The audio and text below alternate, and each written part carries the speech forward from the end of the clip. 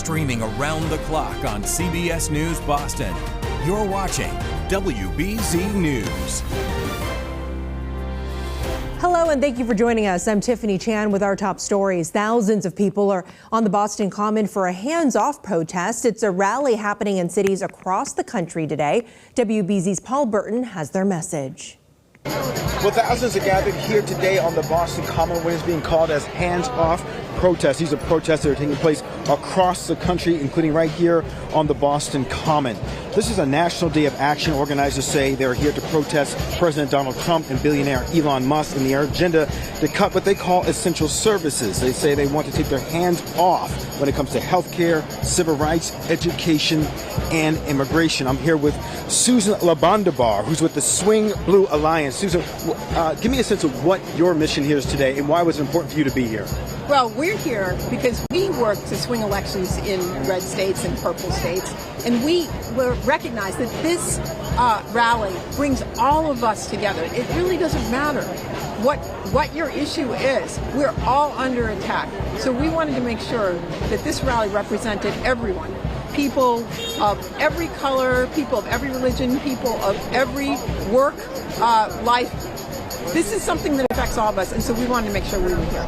Thank you very much. Appreciate your time. Quite a lineup of speakers, including Senator Ed Markey, Congresswoman Ayanna Pressley, and Lieutenant Governor Kim Driscoll, and Boston Mayor Michelle Wu. And we will cover this protest from start to finish.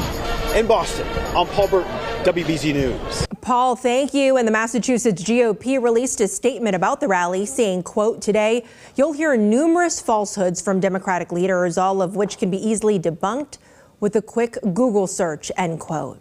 Well, some fun competition for a good cause today. An annual road race kicked off in Franklin Park this morning in celebration of the Reggie Lewis Track and Athletic Center's 30th anniversary. So attendees could walk, run, or take part in other family-friendly activities on the Roxbury Community College campus. The Reggie is a local fixture in the community, providing plenty of health and wellness opportunities. The facility aims to address this health inequity in Roxbury and Black Boston through community events such as this one. Our goal is to help to contribute to decreasing the health equity gap. We know that studies have shown that the difference in lifespan between someone in Beacon Hill and someone in New Bean Square is about 23 years. And so we want to do this through health and wellness, through fun activities, through education, through clinics that we can do our contribution to make the community healthy. The 30-year anniversary celebration will continue later this year with an event in October that will honor Reggie's legacy and its multi-generational impact on local athletes and families. Turning now to your next weather, we are tracking chilly rain and more unsettled conditions coming up in the next few days. Let's bring in WBZ meteorologist Jacob Wycoff with your next weather forecast. Hi, Jacob. Hi, Tiffany. Yeah, we are going to be dealing with the off and on showers throughout the day. In fact, kind of knocking on our doorstep as we speak. So we'll call it chilly rain through this evening. Heading into tomorrow, we will see some improvements.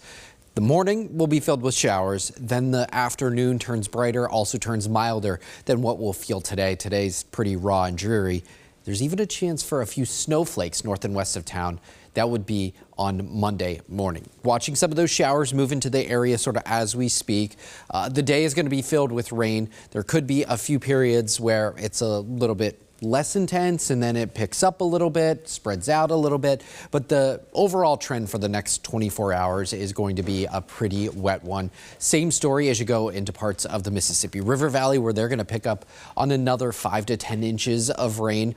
This is an area that has already been soaked. There are flash flood warnings and emergencies currently posted. For us locally, because we spread this out over a full day, I don't expect us to see any sort of flooding issues this afternoon. Into this evening, we're staying wet. The warm front moves to our north. We turn milder for tomorrow morning, also a bit drier before our last push of rainfall moves through. Should clear us up nicely for the afternoon. So today, basically where you are now is where you will end up, and temperatures will kind of be held in check by the clouds and the rain. Our rain chances sticking around all day. Tomorrow, we have the rain in the morning, and then we see improvements into the afternoon, upper 50s for highs. We do have the chance to pick up anywhere from a ½ inch to an inch of rainfall. Pretty miserable stretch. Today wouldn't surprise me if we see some delays, cancellations with the afternoon game. I think tomorrow's evening game is looking A-OK. Our 7-day forecast features a chance for some snow Monday morning, staying chilly for Tuesday. Back to some sunshine for Wednesday and Thursday. Tiffany? Jacob, thank you. One person has died in an apartment fire in Lowell. Now, these flames broke out in an apartment complex on Appleton Street just after 9 o'clock last night. Fire officials say one person died. Another victim was taken to the hospital. The cause of the fire is being investigated. Opening statements in the second Karen Reed murder trial could start as soon as next week. 10 jurors have been seated. One was added Friday, while another was dismissed. So far, 5 men and 5 women have been selected. Of the 72 jurors questioned Friday, 66 had heard of the case, 43 formed an opinion, and 12 felt bias toward one side.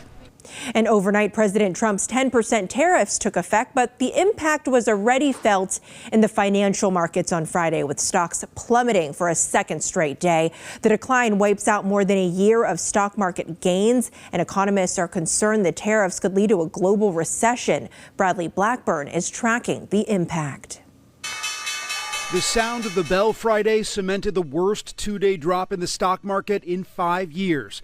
The Dow plunged more than 2,000 points, and Fed Chairman Jerome Powell says prices on goods will go up. Looking ahead, higher tariffs will be working their way through our economy and are likely to raise inflation in coming quarters. On Truth Social, President Trump projected calm, saying big business is not worried about the tariffs because they know they are here to stay, promising his plan will supercharge the economy.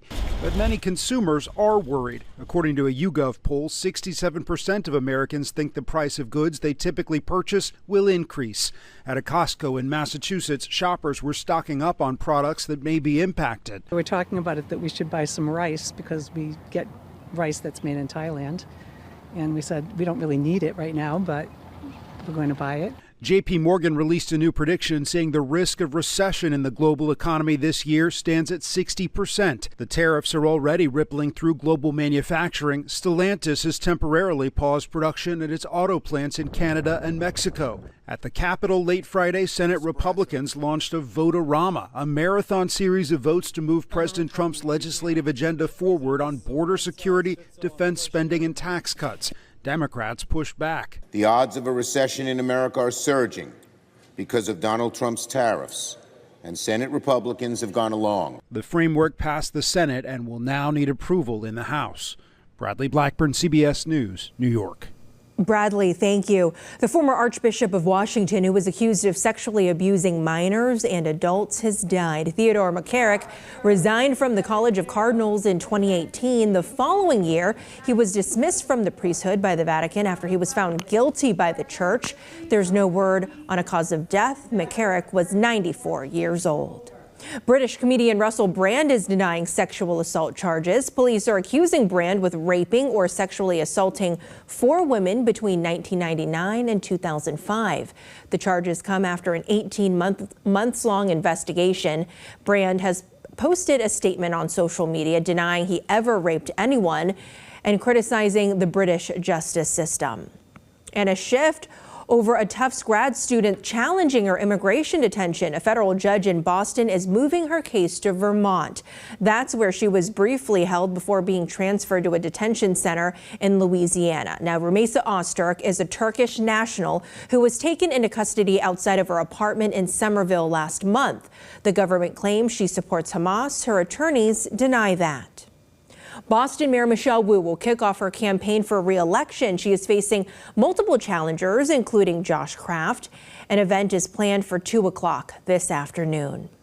Now, part of the WBZ family is being honored today. Our very own Levin Reed is being presented with the Outstanding News Reporter of the Year award at the Mr. G Boss Taste of Seoul Expo Food and Dessert Award Show.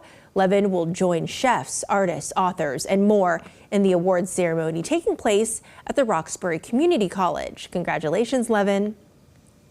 And a Greater Boston starts with expanding our skills. WBZ's Logan Hall has a sneak peek at his story coming up later in our shows.